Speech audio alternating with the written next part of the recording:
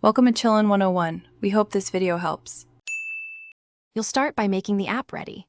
Install Teams, sign in with your work or school account, and grant camera, microphone, and calendar access so notifications and scheduling work. Once done, open the app and go to Calendar or Chat to find the meeting invite. That link or entry is what you'll tap to join.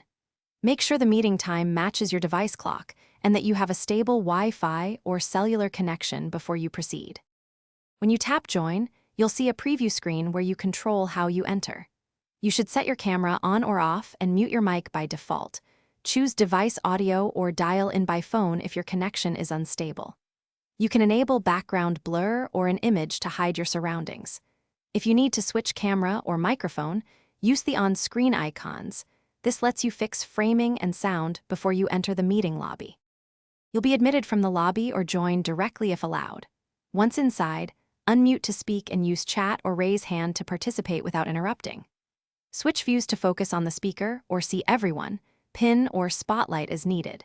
If audio or video fails, first toggle mute and camera off and on, then switch audio source to phone or device speakers, and finally close and reopen Teams. That quick restart resolves most. Thanks for watching. Consider subscribing if we helped you.